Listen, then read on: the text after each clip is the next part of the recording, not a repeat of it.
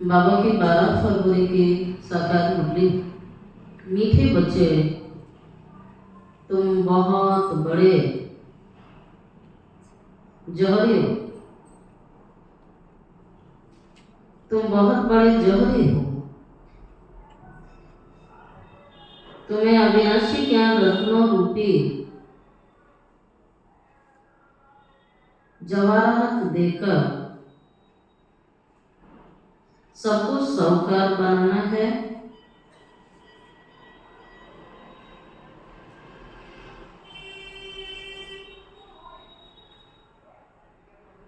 प्रश्न, अपने जीवन को हीरे जैसा बनाने के लिए किस बात की बहुत बहुत संभाल चाहिए? अपने जीवन को हीरे जैसा बनाने के लिए किस बात की बहुत बहुत संभाल चाहिए?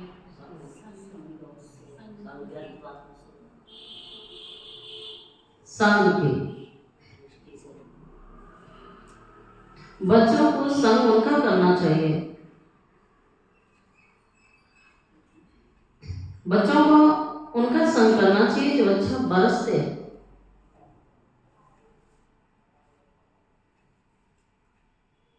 जो बरसते नहीं, उनका संग रखने से फायदा ही क्या है?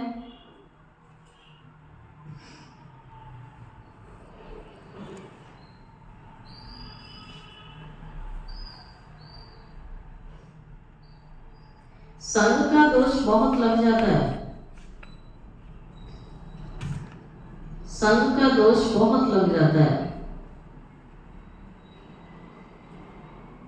कोई किसके संग से हीरे जैसा बन जाता है?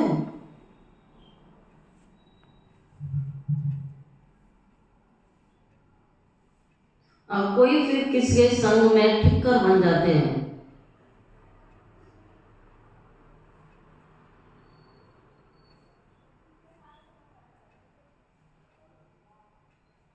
जो ज्ञानवान होंगे, जो ज्ञानवान होंगे वो आप समान जरूर बनाएंगे। ज्ञानवान बच्चे कहीं भी ज्ञान देंगे। प्रोग्राम प्रमाण नहीं कि कोई कहेगा, कोई बोलेगा तो ज्ञान देंगे। वो जहां भी होंगे वो ज्ञानवान होंगे, आप समान जरूर बनाएंगे। संग से अपनी संभाल करेंगे। ओम शांति। मीठे मीठे रूहानी बच्चों को सारी सृष्टि, सारा ड्रामा अच्छी रीति बुद्धि में याद है। कॉन्ट्रास्ट भी बुद्धि में है। इस सारा बुद्धि में पक्का रहना चाहिए कि सतयुग में सब श्रेष्ठाचारी, निर्विकारी, पावन और सॉल्वेंट थे। इस सतयुग की दुनिया की क्वालिटी है कि वहां सब क्या थे? श्रेष्ठाचारी भी थे, निर्विकारी भी थे, सॉल्वेंट भी थे। अभी सारी दुनिया क्या बन गई? भ्रष्टाचारी, पते और इनसॉल्वेंट। अभी तुम बच्चे संगम युग पर हो, तुम उस पार जा रहे हो। जैसे नदी और सागर का जहाँ मेला होता है उनको संगम कहते हैं। एक तरफ मीठा पानी और एक तरफ समुद्र का खारा पानी। अब ये तो संगम है। तुम जानते हो बराबर सतयुग में श्री लक्ष्मी और नारायण का राज्य था, फिर चक्र ऐसे फिरा। अभी तो संगम है। कलयुग के अंत में इस समय सर्वात्माएं क्या हो गई?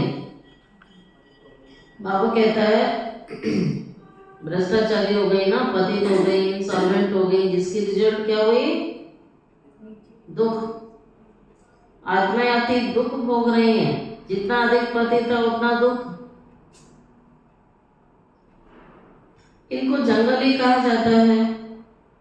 सत्य को बगीचा कहा जाता है। तो दोनों में कंट्रास्ट बाबा ने समझाया है।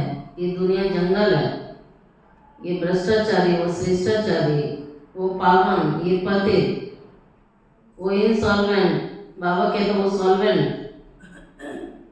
सतयुगी दुनिया फूलों का बगीचा और कलयुग है कांटों का जंगल। अभी तुम कांटों से फूल बनने के लिए आए हो। हाँ, तो फूल बन जाएंगे तो सबको सुख देंगे। कांटा होंगे तो जहाँ भी होंगे क्या दुखी भी होंगे, दुख देंगे, दुखी लेन देन उनकी जारी रहेगी। अब फूल की क्वालिटी क्या होगी? जहां भी जाएगा खुशबू देगा, गुणों की खुशबू देगा, ज्ञान की खुशबू देगा। स्वयं भी खुश, दूसरों को खुश, स्वयं संतुष्ट, दूसरों को संतुष्ट। ये निशानी है कि हम फूल हैं कि कांटा है। ये स्मृति बच्चों को सदैव रहनी चाहिए। हम बेहद के बाप से वर्षा ले रहे हैं, ये बुद्धि में याद रखना चाहिए। 84 जन्मों की कहानी बिल्कुल कॉमन है। समझते हैं हमने पूरे 84 जन्म लिए। तुम्हारी बुद्धि में तावट है कि हम अभी सत्युगी बगीचे में जा रहे हैं। अब हमारा जन्म इस समृद्धि लोक में नहीं होगा। शरीर छोड़ेंगे मृत्यु लोक में और जाएंगे अमर लोक में। अच्छा, और जिनको ये पता ही नहीं है, बाबा का परिचय ही नहीं है, ज्ञान लिया ही नहीं है, राजयोग सीखा ही नहीं है, नॉलेज नहीं, बाबा ने कहा मृत्यु लोक में ही, मृत्यु लोक से जाएंगे और आएंगे तो भी, जब भी आएंगे मृत्यु लोक में आएंगे। अमर लोक में जाने की पढ़ाई है ना, तो जो पढ़ता है उसी को डिग्री मिलेगी, सबको थोड़ी मिल जाती है। तो बापू भी कहते हैं अब हमारा इस मृत्यु लोक में हमें आना नहीं है, हमारा जन्म अमर लोक में होना। शिव बाबा को अमरनाथ भी कहा जाता है। वह हमें अमर कहानी सुना रहे हैं। ये अमर कहानी है। बाबा कहते हैं वहां हम शरीर में होते भी अमर रहेंगे। शरीर भी होगा लेकिन समय पर शरीर छूटेगा, खुशी खुशी अपनी खुशी से टाइम पर शरीर छोड़ेंगे। सृष्टि का आदि मध्य अंत है ना। छोटा बच्चा भी जवान होता है, फिर वृद्ध होता है, फिर अंत हो जाता है। बच्चा बनता है, सृष्टि नहीं बनती है, क्वार्टर पुरानी हो जाती है, आधा पुरानी, फिर सारी पुरानी, और फिर सृष्टि का अंत। जैसे बचपन, जवानी, बुढ़ापा और जीवन का अंत, ठीक उसी प्रकार से सृष्टि चलती है। बचपन माना सतयुग, बचपन माना सतयुग, फिर जवानी, फिर बुढ़ापा। तो द्वापर से तो बुढ़ापा चालू हो गया ना, और कलयुग आते आते बाबा कहते हैं पूरा बूढ़े हो जाते हैं। दुनिया भी बूढ़ी हो गई। अब बूढ़े के बाद एंड हो जाता है, महापरिवर्तन होता है। बच्चा बनते हैं, सृष्टि भी नई, पुरानी, पुरानी, फिर नई। ये सारी बात है, ये सारी बात है। कोई एक दो को सुना नहीं सकते, ऐसी चर्चा कोई कर नहीं सकते सिवाय तुम ब्राह्मणों के, और कोई को रूहानी नॉलेज मिलेगी नहीं। जो चीज अच्छी लगती है वो सुनाई जाती है ना। जो अंदर होगा वो बाहर निकलता है कि नहीं निकलता है, वही वार्तालाप करना हम पसंद करेंगे। जिस व्यक्ति के अंदर दुखड़े भरे होंगे वो जहाँ बैठेगा वो कौन से गीत गाएगा? दुखों के गाएगा। जिनके अंदर सुख है वो जहाँ बैठेगा वो कौन से गीत गाएगा? सुखों के गीत गाएगा। इस कलयुगी दुनिया में भी दो प्रकार के लोग देखने में आते हैं। एक है जो अपने भाग्य के गीत गाते हैं, कहते हैं सब भगवान ने मुझे बहुत अच्छा दिया, ऐसे बोलते हैं। और एक होते हैं जो मुझे कुछ भी अच्छा नहीं दिया, वो अच्छा अच्छा कह के अपना अच्छा बना लेते हैं, वो खराब खराब कह के अपना खराब कर लेते हैं। तो ये आत्मा ने एनर्जी दी ना अपने लिए, अपने जीवन के लिए, अपने संबंधियों के लिए, अपने आसपास के लिए। उसने जो एनर्जी क्रिएट की, जनरेट की, उसी का प्रभाव उस आत्मा को प्रभावित करता रहता है। तो ऐसी चर्चा तो कोई ब्राह्मणों के सिवाय कोई करेगा ही नहीं। सिवाय तुम ब्राह्मणों के ब्राह्मण वर्ण में आए तब तो सुनेंगे, सिर्फ ब्राह्मण ही जाने। ब्राह्मणों में भी नंबरवार है, कोई यथार्थ रीति सुना सकते हैं, कोई नहीं सुना सकते हैं, तो उन्हों को कुछ मिलता नहीं है। जौहरी में भी देखेंगे कोई के पास तो करोड़ों का माल रहता है और कोई के पास 10,000 का भी माल नहीं होगा। जौहरी अनेक प्रकार के होते हैं, किसी के पास थोड़ा माल होता है, छोटी दुकान होती है, किसी के पास बहुत बड़ा होता है, गोदाम भी अलग होता है ना, स्टॉक में एक्स्ट्रा भी रखते हैं, शोरूम भी बड़ा होता है, माल भी ज़्यादा होता है, तो बड़ा जौहरी हुआ ना। फिर किसी के पास ज़रा सा माल होता है। जैसे देखो ये जनक है, अच्छा जौहरी है। बाबा फिर तुलना करते बच्चों में भी ऐसे ही बच्चे हैं, इनके पास वैल्यूबल जवाहरात हैं। जानकी दादी को बाबा ने याद किया, वैल्यूबल जवाहरात हैं। किसी को देखकर अच्छा साहूकार बना सकती है। कोई छोटा जौहरी है, जास्ती दे नहीं सकता, भूल ही जाएंगे ज्ञान। वातावरण चेंज हुआ, सब ज्ञान ध्यान से देते ही नहीं है, मुख से ज्ञान निकलता ही नहीं है। कई तो मुरली भी नहीं पढ़ते, सुनते भी नहीं है, क्या देंगे? तो बाबा वही अंडरलाइन कराता है। बाबा ने कहा देखो, दादी को देखो, किसको देकर साहूकार बना देती है। कोई छोटे जौहरी हैं, जास्ती दे नहीं सकते, उनका पद कम हो जाएगा। तुम सब जौहरी हो, अविनाशी ज्ञान रत्नों के जवाहरात हैं तुम्हारे पास।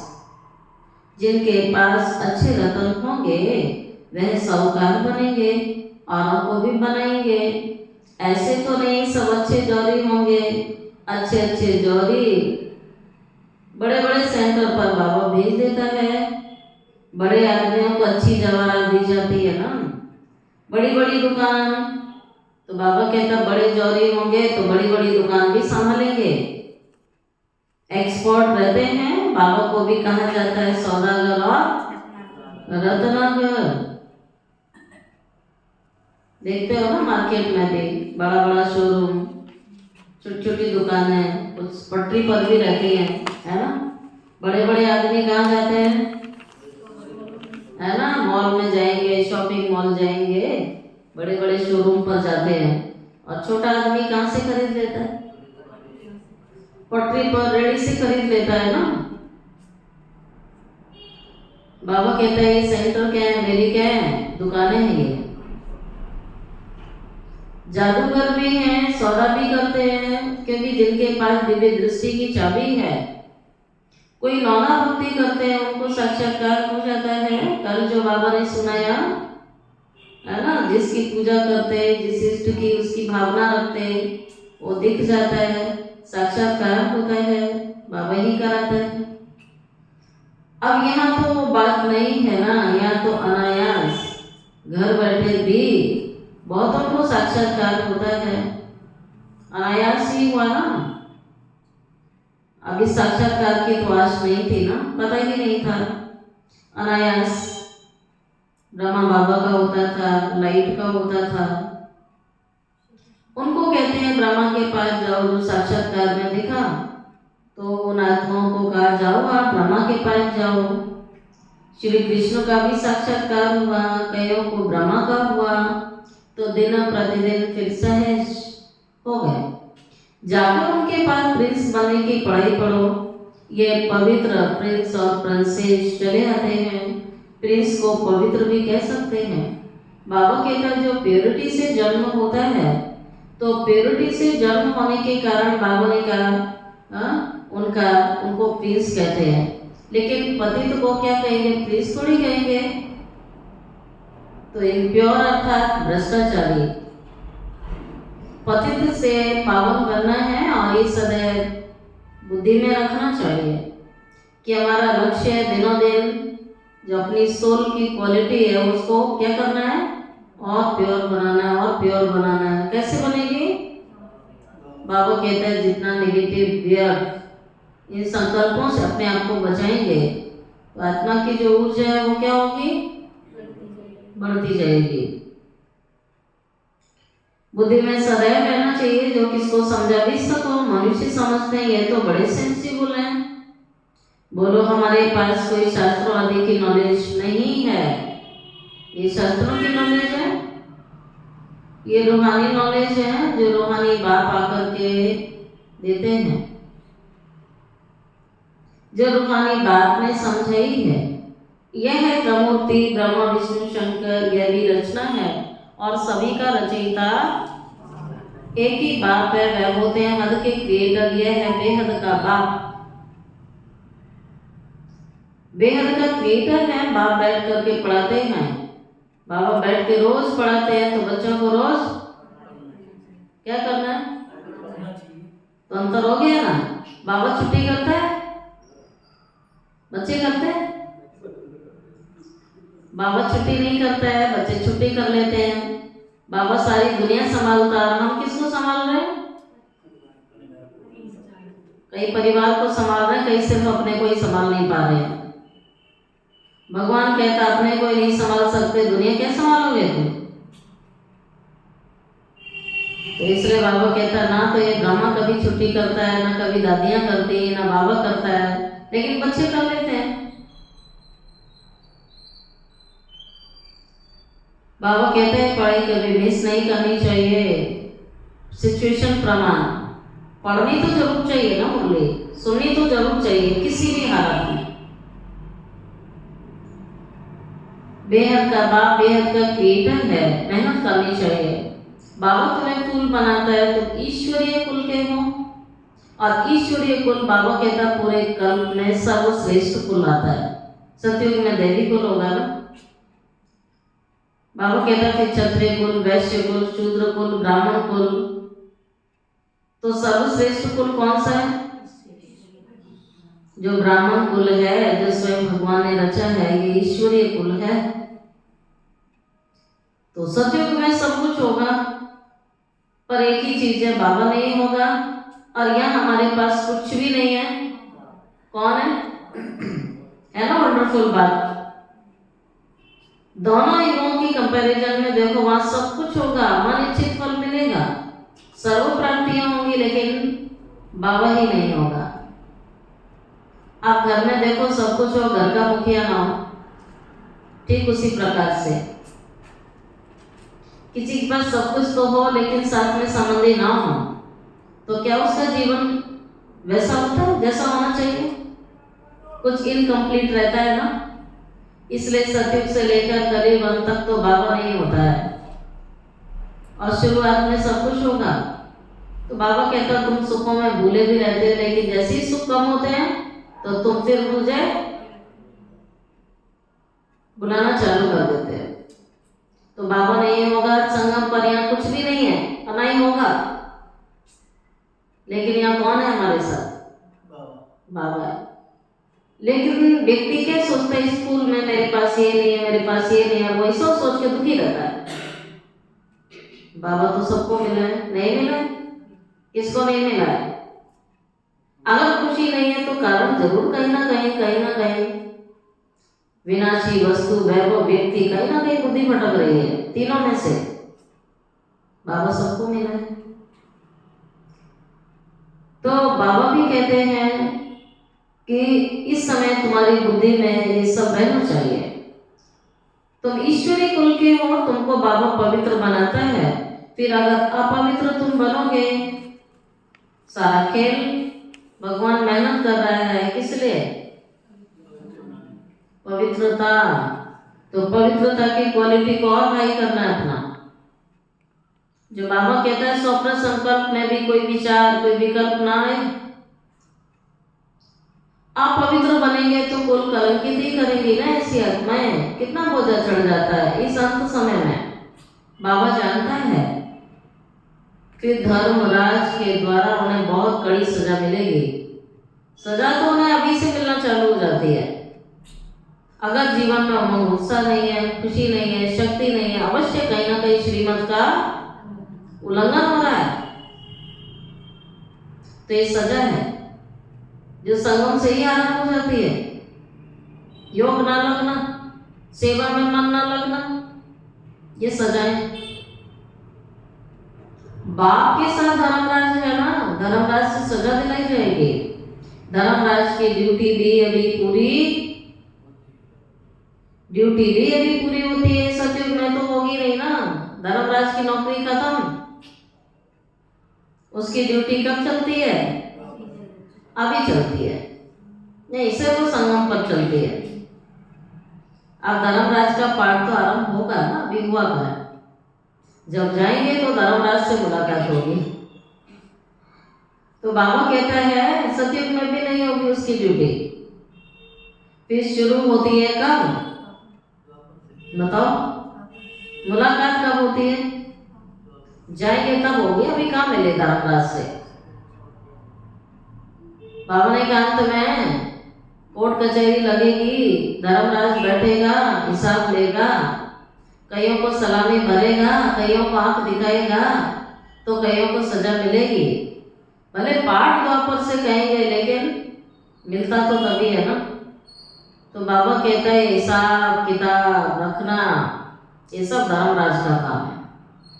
जो जैसा करेगा वैसा फल उसको मिलता है। तो कहते हैं ना, तो हम पहले भी सुनते थे कि भगवान जी के पास बहुत बड़ा रजिस्टर होता है, लेखा जोखा होता है, सबका हिसाब रखता है, धर्मराज होता है, सब हिसाब किताब रखता है। तो ये सब सत्य बात है ना।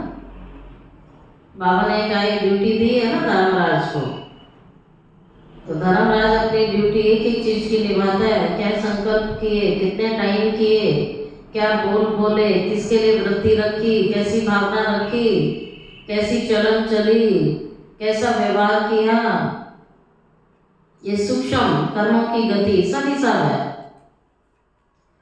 तो बाबा कहता है उसकी ड्यूटी सतयुग में तो नहीं होगी ना, शुरू होगी द्वापर से। बाबा बैठ तुम्हें कर्म अकर्म विकर्म की गति समझा रहे हैं। इसलिए तो बाबा कहता है कर्म अकर्म विकर्म की गति बाबा समझाता है। कहते हैं ना इसने आगे जन्म में पता नहीं कौन से कर्म किए। जब किसी को बहुत दुख मिलता है तो व्यक्ति किसी और की तरफ बुद्धि चली जाती है, कोई नहीं दे रहा दुख, सब हमारे ही किए हुए कर्मों का फल है। इतना तो समझ गए ना विज्ञान में आने के बाद। जिसकी ये भोगना है, और पहले कहते थे पता नहीं किसके कर्मों की सजा इसको मिल रही है, ऐसे समझते थे। अब तो बिल्कुल क्लियर हो गया, जो मैंने किया है वो मुझे खुशी खुशी काटना चाहिए ना। खुशी खुशी तो किया होगा। भगवान कितना समझाता है तब भी नहीं मानते हैं, तो अपनी मर्जी से करते हैं ना कर्म। तो बाबा कहता भोगना भी तो भोगनी पड़ेगी ना, ये क्यों भूल जाते हो? आपके कर्मों की सजा आपको ही भुगतनी पड़ेगी। तो कर्म अकर्म विकर्म की गति समझा रहे हैं। कहते हैं ना इसने आगे जन्म में ऐसे कर्म किए जिसकी ये भोगनी पड़ती है। सतयुग में ऐसे नहीं कहेंगे, बुरे कर्मों का वहां नाम भी नहीं होगा। यहाँ तो अच्छे और बुरे दोनों होते हैं, सुख दुख दोनों, परंतु सुख बहुत थोड़ा सा मिलता है। वहां दुख का नाम निशान नहीं होता है, यहाँ थोड़ा सा सुख है। और सतयुग में दुख का वहां तो नाम निशान नहीं है। सतयुग में दुख कहाँ से आया? तुम बाबा से नई दुनिया का वर्षा लेते हो। बाबा दुख करता है, सुख करता है। दुख कब से शुरू होता है ये भी तुम जानते हो। शास्त्रों में कल्प की आयु लंबी चौड़ी लिख दी। अभी तुम जानते हो आधा कल्प के लिए हमारे दुख बाबा हरने के लिए आया हुआ है। भगवान कहता सब मुझे दे दो, अभी दे दिए या कुछ रख लिए?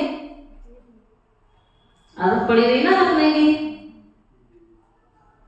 तो बाबा कहते हैं जैसे पैसे लो तो भी इंसान बचा के रख लेता है, घर में भी आदत होती है ना, सारे नहीं देंगे किसी को, है ना, घर वालों को भी नहीं देंगे, थोड़े से साइड में रख देते हैं, इमरजेंसी में काम आएंगे। तो बाबा भी कहता है अभी दे दो ना, सारे रखने नहीं है, सब बाबा को सौंप दो। क्योंकि जब तक आप सौंपेंगे नहीं तो आप हल्के नहीं होंगे तो योग लगेगा।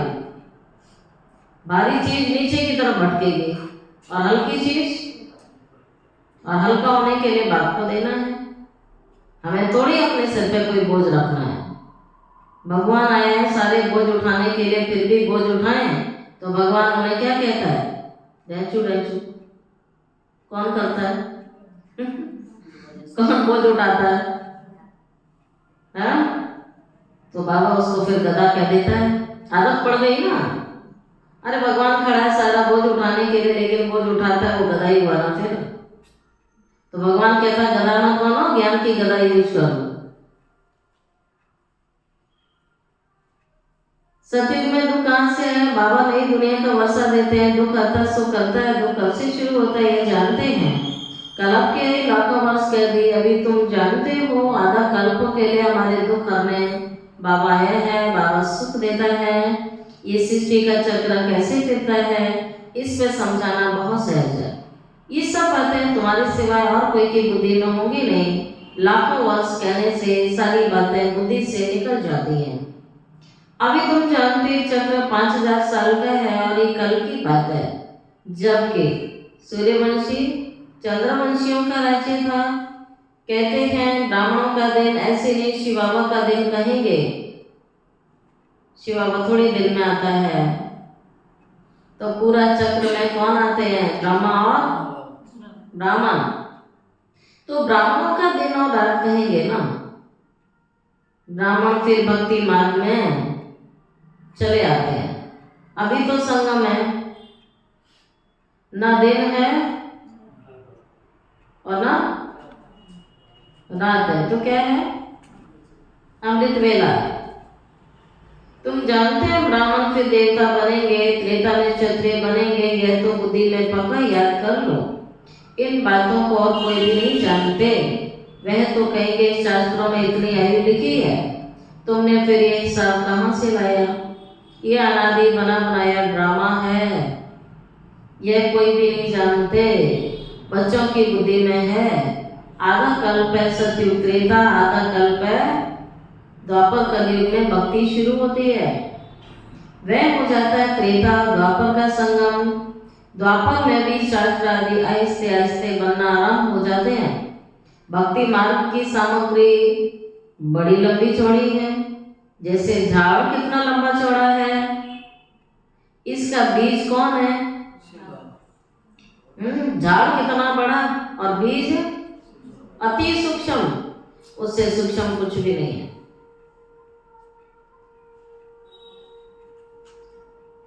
बाबा कहता है उल्टा झाड़ है ना।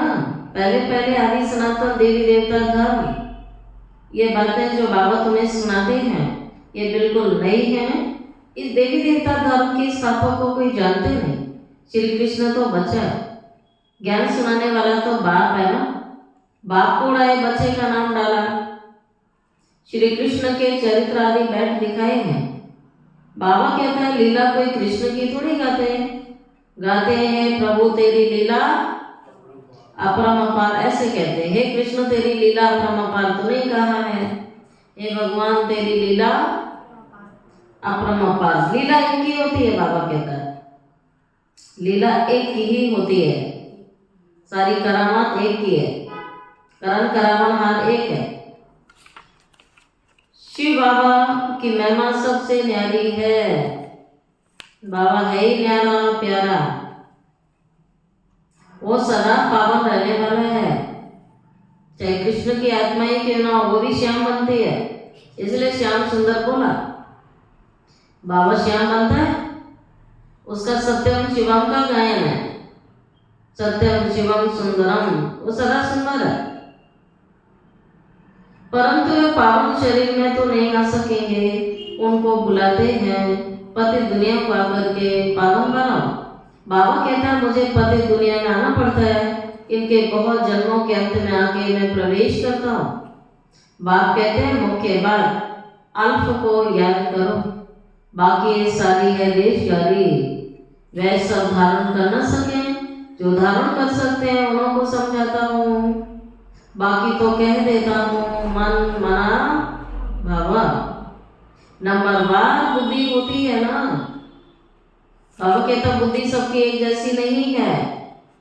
कई तो एक बार में ज्ञान सुना और बुद्धि में सेट, और कईयों का तो पूरा जीवन सुनते हैं लेकिन ज्ञान क्लियर नहीं है, बुद्धि। और ऐसी बुद्धि वालों कहते हैं इसकी बुद्धि बहुत अच्छी है, क्योंकि उसको बाहरी दुनिया की बहुत नॉलेज रहती है, और ऐसी बुद्धि वालों को बाहर का कुछ नहीं पता रहता है।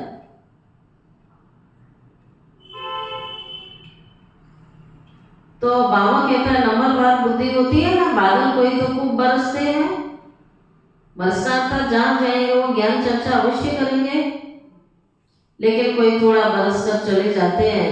तुम भी बादल हो ना, कोई तो बिल्कुल बरसते ही नहीं है। बाबा कहता है मधुबन में आए तो मधुबन में तो सारे ब्राह्मण है, वहां तो कोई बरसने की आवश्यकता नहीं है, वहां तो ज्ञान सागर से बादल भरे जाते हैं, और संसार में जाके सूखा कहाँ पड़ा हुआ है, बाहर पड़ा हुआ है ना, आत्माओं में सूखा पड़ा हुआ है, तो वहां आवश्यकता है, वहां ज्ञान देना है। बाबू कहते हैं ब्राह्मणों के संसार में तो आवश्यकता नहीं है, लेकिन वहां जाके देना चाहिए। जब आप बाहर निकलते हो तो आपको देखते हैं कि वहां अंदर रह के क्या बन रहे हैं, या आप मधुबन गए तो क्या बन के आए। आप अंदर की दुनिया, जब बाहर की दुनिया में जाते हैं तो वो लोग देखते हैं कि इनमें क्या परिवर्तन हुआ, इनकी नेचर कैसी है, इनका बोलचाल कैसा है, इनका व्यवहार कैसा है। और अगर कुछ भी नहीं हुआ तो बाबा का नाम खराब हुआ ना, तो उन्हें लगता है फिर तो कोई शक्ति है नहीं भाई, ये वहां जाके भी, वहां रह के भी नहीं बदले तो हम तो गृहस्थी है, ऐसे सोचते हैं ना वो लोग। तो बाबा कहते हैं ना ये ब्राह्मण बच्चे ही प्रत्यक्षता करेंगे, और प्रत्यक्षता होगी जब आप चलते फिरते म्यूजियम बन जाओगे, आपके कर्मों से होगी, आपके जीवन से होगी। तो बाबा भी कहते हैं कोई बरस कर चले जाते हैं तो तुम बादल हो ना, कोई बच्चे तो बिल्कुल बरसते ही नहीं है, भरते ही नहीं है, तो बरसेंगे कैसे। ज्ञान को खींचने की उनमें ताकत नहीं है। मम्मा बाबा अच्छे बादल है ना, बच्चों को संग करना चाहिए ना, ज्ञान नहीं सुना सकते हैं तो मतलब क्या है, बादल भरे नहीं है। तो मम्मा बाबा का संग अच्छा करना चाहिए ना बच्चों को। अच्छा बरसते हैं बरसते नहीं, उनका संग रखने से क्या फायदा। संग का दोष बहुत लग जाता है। आज की मुरली का थीम थी ना, संग का दोष। बाबा ने सख्त मना कर दिया, जो ज्ञानी आत्माएं नहीं है, जो बरसती नहीं है, उनका संग मत करो, कोई फायदा नहीं है उनका संग करने से, उनके संग का दोष लग जाता है। जो अच्छा बरसते हैं और जो बरसते नहीं, उनका संग रखने से क्या फायदा, दोष लगता है। कोई तो किसके संग से हीरे जैसा बन जाएगा, और संग ऐसा करेंगे तो उसके संग से क्या बन जाएंगे, टिक्कर बन जाते हैं। व्यर्थ बातें करेगा ना जिसमें ज्ञान नहीं है। तो जो ज्ञान सुना नहीं सकता है, बाबा कहता है उसमें ज्ञान है ही नहीं ना, तभी तो नहीं सुना सकता है। उसका संग मत करो, वो आपको क्या बना देगा, टिक्कर बना देगा। पीठ पकड़नी चाहिए अच्छे की। जो ज्ञानवान होगा वो आप समान फूल जरूर बनाएगा। सत बात से जो ज्ञानवान और योगी बने हैं उनका संग करना चाहिए। ऐसे नहीं समझना है हम फलाने का पूछ पकड़ कर पार हो जाएंगे। ऐसे बहुत बोलते हैं ना दुनिया में भी, हम पूछ पकड़ लेंगे। बाबा कहते हैं वो बात नहीं है। स्टूडेंट किसकी पूछ पकड़ने से पास हो जाएंगे क्या? पढ़ेगा ही नहीं तो लिखेगा क्या? कोई क्या हमने तो बहुत मेहनत की, हमने तो बहुत पढ़ाई की, तो एग्जाम में पता लगता है ना क्या पढ़ाई की है। और पढ़ाई नहीं की तो कहाँ था, अवश्य बुद्धि भटक रही थी। तो बाबा कहता है स्टूडेंट किसकी पूछ पकड़ने से पास हो जाएगा क्या? पढ़ना पड़ेगा ना इसके लिए बुद्धि की एकाग्रता चाहिए ना। बाबा भी अगर तुम्हें नॉलेज देते हैं, इस समय वह जानते हैं हमको ज्ञान देना है, भक्ति मार्ग में उनकी बुद्धि में ये बातें नहीं रहती हैं कि हमको जाकर ज्ञान देना है। जब ज्ञान देने का संकल्प आता है, अंत समय आता है तो बाबा आ जाता है। ये सब ड्रामा में मूल है, बाबा कुछ करते नहीं हैं। ड्रामा में दिव्य दृष्टि मिलने का पार्ट है तो साक्षात्कार हो जाता है। बाप कहते हैं ऐसे नहीं कि मैं बैठ के साक्षात्कार कराता हूँ, ये ड्रामा में नूंद चलती है। अगर कोई देवी का साक्षात्कार करना चाहते हैं तो देवी नहीं कराएगी, कहते हैं ना हे भगवान हमको साक्षात्कार करो। बाप कहते हैं ड्रामा में नूंद होगी तो हो जाएगा। मैं भी ड्रामा में बंधा हूँ, सब सीन ड्रामा अनुसार चलता है। बाप कहते हैं मैं इस सृष्टि में आया हुआ हूँ इस समय, इनके मुख से बोल रहा हूँ, इनकी आंखों से तुमको देख रहा हूँ। अगर ये शरीर ना हो तो देख कैसे सकूंगा। पति दुनिया में ही मुझे आना पड़ता है, स्वर्ग में तुम मुझे बुलाते भी नहीं हो और मैं आता भी नहीं। तुम बुलाते ही संगम पर, जब संगम युग पर आकर शरीर लेता हूँ तब बच्चों को देखता हूँ। निराकार रूप में तो देख नहीं सकता हूँ, ऑर्गन्स बिगर आत्मा कुछ भी नहीं कर सकती। बाबा कहते हैं मैं देख कैसे सकता हूँ, चुरपुर कैसे कर सकता बिगर शरीर के। ये तो अंधश्रद्धा हुई ना। जो कहते हैं ईश्वर सब कुछ देखता है, सब कुछ वह करते हैं, देखेगा कैसे? जब ऑर्गन्स मिले हैं तो देखे ना। बाबा कहते हैं अच्छा बुरा काम ड्रामा अनुसार अरे कर रहा है, नूंद है। मैं थोड़ी इतने करोड़ों मनुष्यों का बैठ हिसाब रखूंगा। मैं जब इनमें आता हूँ तब आकर पावन बनाता हूँ। ऊपर में आत्मा क्या करेगी, शरीर से ही तो पाठ बजाएगी। मैं भी यहाँ आकर पाठ बजाता हूँ। सतयुग में मेरा पाठ नहीं है, पाठ बिगर कोई कुछ कर ना सके, शरीर बिगर आत्मा कुछ भी कर नहीं सकेगी। आत्मा को बुलाया जाता है, वह भी शरीर में आके बोलेगी। ऑर्गन्स बिगर कुछ कर ना सके, ये डिटेल की समझानी है। मुख्य बात तो कहा जाता है बाप और वर्षे को याद करो, ये मुख्य बात है। ज्ञान का सार है बाप वर्षा याद करना, और कुछ भी याद करने के लिए बोला है। लेकिन ये दो चीजें छोड़ के और बाकी याद करते रहो तो बाबा पास करेगा। पढ़ाई का सार है मन माना हो और मध्याची हो। बाप को याद करना, वर्षे को याद करना। बेहद का बाप इतना बड़ा है, उनसे वर्षा कब मिलता होगा ये दुनिया वाले नहीं जानते। कहते हैं आकर दुख और सुख दो, परंतु कब किसी को पता नहीं है। तुम बच्चे अभी नई बातें सुन रहे हो, तुम जानते अमर बन रहे हैं और अमर लोक में जा रहे हैं। तो बाबा हमें अमरनाथ बाबा अमर कहानी सुना रहे हैं। तुम अमर लोक में कितनी बार गए, कोई गिनती है? अनेक बार, अनगिनत बार। इसका कभी अंत नहीं होगा। बहुत कहते हैं क्या मोक्ष नहीं मिल सकता? बाबा कहता नहीं। बाबा कहता मुझे भी आना पड़ता है, पाठ बजाना ही पड़ेगा इस सृष्टि पर। यह अनादि अविनाशी ड्रामा है, यह कभी विनाश नहीं हो सकता। यह तो अनादि चक्र फिरता ही रहता है। तुम बच्चे इस समय सच्चे साहिब को जानते हो। सच्चा साहिब मिला है ना। जब साहिब तो सुख मिले गाते हैं ना, तो सच्चा साहिब हमारा कौन है? बाबा है। जितना याद करोगे सुख मिलेगा। तुम सन्यासी हो ना, वह फकीर नहीं। सन्यासियों को भी फकीर कहा जाता है, लेकिन तुम राज ऋषि हो। ऋषि को सन्यासी ही कहा जाता है।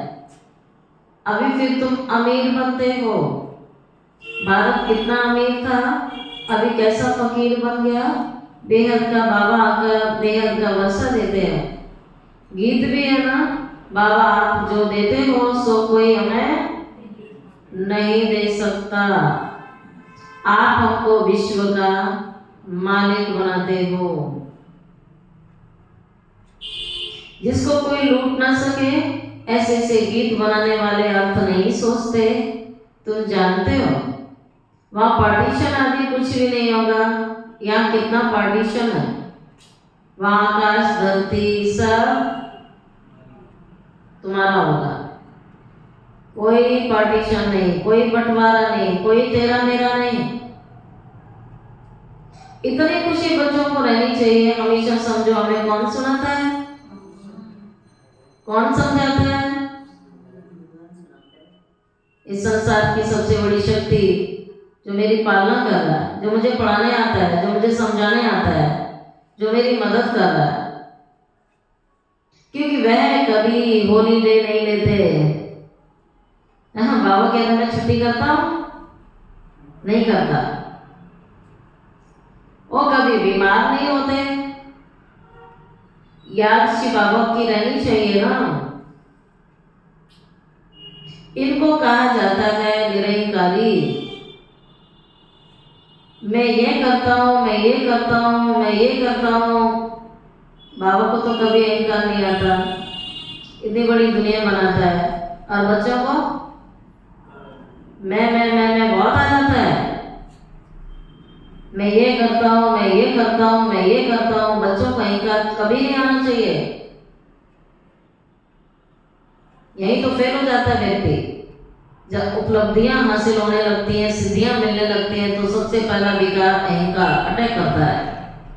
और अहंकार आया और ये गिरा।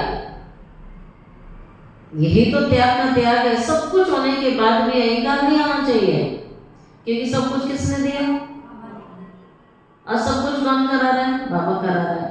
अहंकार किस बात का करें? कौन सी चीज ऐसी है जिसका अहंकार करें? शरीर नश्वर है, धन नश्वर है, जो आप देख रहे हैं नश्वर है, बुद्धि भगवान ने दी है। अहंकार कौन सा और किस बात का?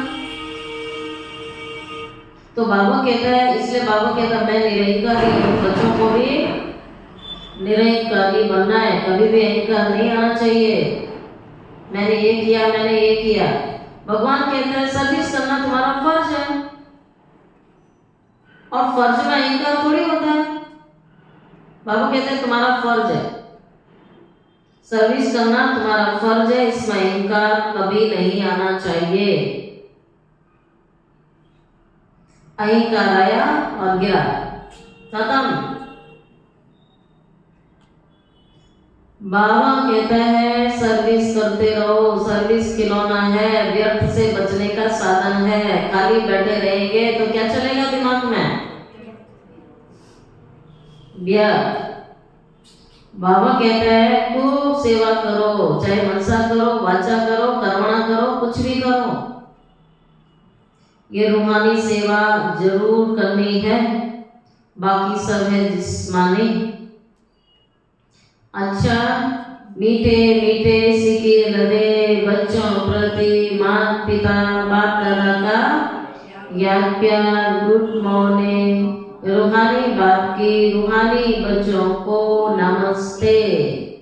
रूहानी बच्चों की रूहानी बाप दादा को याद प्यार, गुड मॉर्निंग और नमस्ते नमस्ते नमस्ते।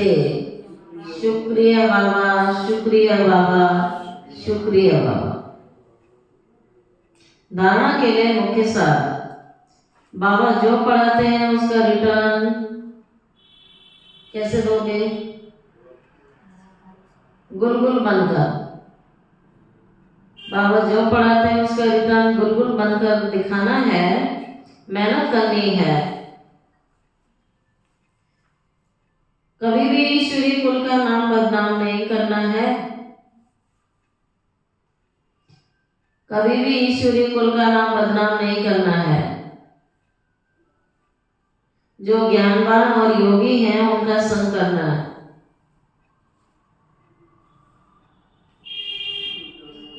जो ज्ञानवान और योगी हैं उनका ही संग करना है। सेकंड पॉइंट है मैंपन का त्याग कर निरंकारी बन रूहानी सेवा करनी है। टाइटल ही सेवाधारी है। हम भगवान के सेवक या सेवक को अहंकार आ सकता है कभी? हनुमान जी को दिखाया है ना, वो सदा क्या समझता था? मैं राम का सेवक हूँ, इसलिए वो जुतियों में भी बैठ जाता था, कहीं भी बैठ जाता था, आज्ञा मिले और तुरंत जय श्री राम कहा, शक्ति आ जाती थी, काम हो जाते थे। तो मैंपन का त्याग कर निरंकारी बन रूहानी सेवा करनी है, इसे अपना फर्ज समझना है। क्या समझा? सेवा करना मेरा क्या है? मेरा फर्ज है। अहंकार नहीं रखना है, मैंने किया। अहंकार में नहीं आना है। वरदान, व्यर्थ को भी शुभ भाव श्रेष्ठ भावना द्वारा परिवर्तन करने वाले सच्चे मर्जीवा भव। व्यर्थ को भी शुभ भाव शुभ भावना द्वारा परिवर्तन करने वाले सच्चे मर्जीवा भव। बाप दादा की श्रीमत मिली है, ये भगवान कह रहा है। बच्चे व्यर्थ बातें न सुनो और न ही सुनो और न ही सोचो। न व्यर्थ बातें सुनो, न सुनाओ, न सोचो, न वातावरण बनाओ, न खराब करो। सदा शुभ भावना से सोचो, शुभ बोलो। व्यर्थ को भी शुभ भाव से सुनो। सुना? शुभ भाव से सुनो, आप परिवर्तन कर दो उसको। शुभ चिंतक बनकर बोल के भाव को परिवर्तन कर दो। सदा भाव और भावना श्रेष्ठ रखो। कोई मुख से तो बहुत मीठा बोलता रहे, लेकिन अंदर की उसकी भावना ठीक नहीं है, वृत्ति ठीक नहीं है, तो पहुंचेगी उस आत्मा तक। वो मन में सोचेगा हम तो इसको बड़े प्यार से बोल रहे हैं। भगवान कहेगा तेरी भावना तो मैं देख रहा हूं ना। आज हम किसी भी संबंधी को बड़े प्यार से कहें दादाजी फलाना जी करते रहो और भावना तुम्हारी ठीक नहीं है, वृत्ति तुम्हारी ठीक नहीं है, तो क्या उस आत्मा तक पहुंच जाएगी? पहुंच जाएगी। तो भगवान वही कह रहा है, अपनी भावना ठीक करो, अपना बोल ठीक करो, अपना कर्म ठीक करो, अपनी सोच ठीक करो। और नहीं करोगे तो क्या होगा? बेकार होगा ना, फिर बोझा चढ़ेगा, आत्माओं की बदुआएं मिलेंगी, जिसके रिजल्ट आप भारी हो जाएंगे, दुख मिलेगा।